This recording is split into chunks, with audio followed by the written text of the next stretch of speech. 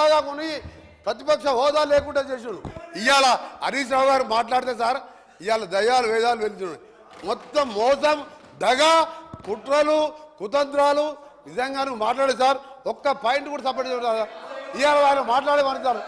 అందుకని హరీష్ రావు గారు నీ దగ్గర సబ్జెక్ట్ లేదు. నిన్న నేను అనుకోండి సార్ చివరిగా నిన్న టీవీలో చూసేవారు అంటే నిన్న కేసీఆర్ గారు ప్రెస్ మీట్లో సార్ కేసీఆర్ గారు మీడియా బయట పోయి రేపు కాంగ్రెస్ పార్టీ బడ్జెట్ మీద వచ్చి చీల్చి చెండాడుతా అంటే నేను 9 నెలలకే వచ్చి కూర్చున్నా సార్. ఇక చీల్చి చెండాడుతారు ఎవరి ఏం చెండాడు సార్. ఆయన వచ్చే మొగలు లేక ఈయనని పంపించిండు. మా బడ్జెట్ ఏమన్నా సార్ 72,000 కోట్ల అగ్రికల్చర్ కోసం 72,000 కోట్లు పెట్టాం. ఇరిగేషన్కి 22,000 కోట్లు పెట్టాం. చేసేదే బడ్జెట్లో పెట్టాం. ఇవాళ మీలాగా మోస బడ్జెట్ పెట్టలే. ఇవాళ చీల్చి చెండాడుతాయి సార్. కేంద్రం అన్యాయం చేస్తే కేంద్రం తెలంగాణకి అన్యాయం చేస్తే సార్ కేంద్రం అన్యాయం చేస్తే చీల్చి చెండాడి మునగాడు ఒక్క మాటకెళ్ళండి సార్ నోటకెళ్ళి. ఇవాళ మేము మా ముఖ్యమంత్రి గారు మా డిప్యూటీ సీఎం గారు మంచి బడ్జెట్ ప్రవేశపెడితే ఇవాళ దాని గురించి మాట్లాడుతున్నారు సార్. నిజంగా ఇప్పటికైనా ఎమ్మెల్యే హరీష్ రావు సమాధానం చెప్పి మీ ప్రతిపక్ష నాయకులు రావాలని డిమాండ్ చేస్తున్నారు. కూర్చోండి ప్లీజ్ హరీష్ రావు గారు అదే డివియేషన్ చేయొద్దని చెప్పాలి. మీరు ఇడికొచ్చుడు గారు డివియేషన్ చేయకపోతే ఇవన్నీ రావు. డివియేషన్ చేయకుండా బడ్జెట్ మీద మాట్లాడండి. మీరు మాట్లాడితే వాళ్ళు మాట్లాడతారు. స్పీకర్ సార్ నేను మీ మాట మీద గౌరవం పెట్టి ఏ మంత్రికి కూడా అవకాశం ఇవ్వకుండా గంటన్నర నుంచి నేను మీ మాటలు వింటున్నాను. మీరు డివియేషన్ కాకండి, బడ్జెట్ పైనే మాట్లాడండి. మీరు బడ్జెట్ పైనే మాట్లాడండి ప్లీజ్. స్పీకర్ సార్ ఆగండి.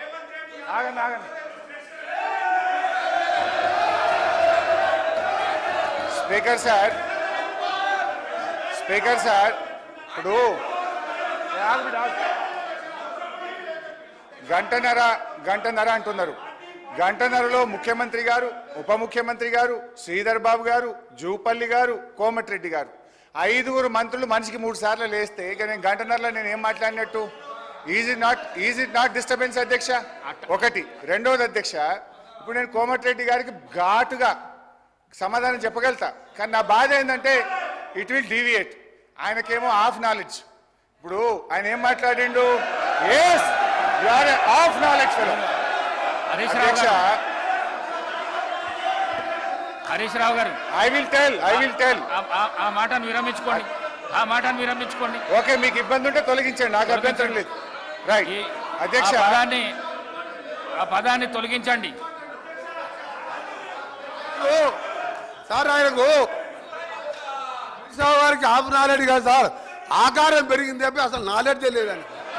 ఆకారం పెరిగింది, ఆయన నాలెడ్జ్ ఎక్కడ సార్? ఆయన ఒక డమ్మీ మినిస్టర్, ఆయన డమ్మీ అల్లుడు. ఆయనకు హాఫ్ నాలెడ్జ్ కాదు, ఆకారం పెరగానే సరిపోదు, బుద్ధి ఉండాలి. దళితులు ముఖ్యమంత్రి అన్నాడా లేడా? మీ మామ అన్నాడా లేడా? తప్పు చెప్పు, మీ మామ అన్నాడా లేడా?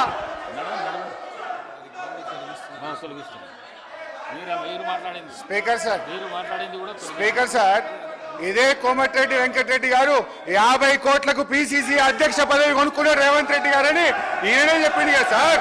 మరి దాన్ని ఏమంటారు అధ్యక్ష? ఇదే కోమటిరెడ్డి వెంకటరెడ్డి గారు జిల్లా కలెక్టరేట్లు, సచివాలయాలు అద్భుతంగా కట్టిండు కేసీఆర్ గారని ఈయన గారే చాలా సార్లు మెచ్చుకున్నాడు అధ్యక్ష.